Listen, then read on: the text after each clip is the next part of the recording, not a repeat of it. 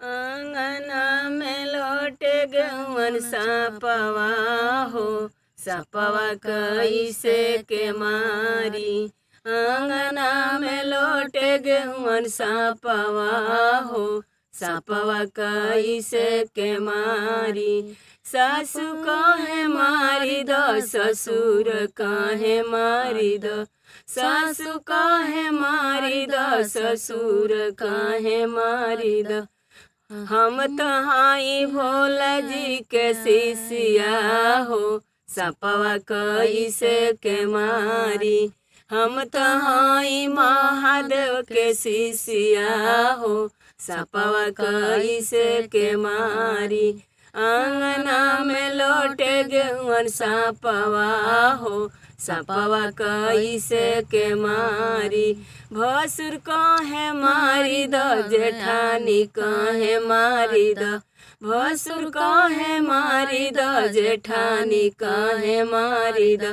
हम तो हाई महादेव के शिष्या हो, सपवा कैसे के मारी।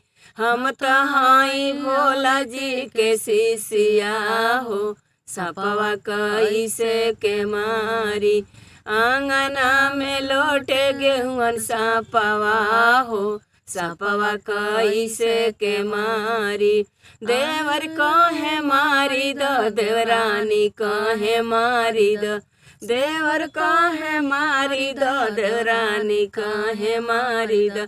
हम तो पूजवा कैनी भोले बाबा के हो, सपवा कैसे के मारी। हम तो करी भोले बाबा पूजवा हो, सपवा कैसे के मारी। आंगना में लौटे गवन सपवा हो, सपवा कैसे के मारी। पति कहे मारी दो, घर लोगवा कहे मारी दो।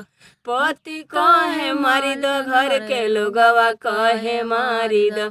हम तो हाई महादेव के शिष्या हो, सपवा कैसे के मारी।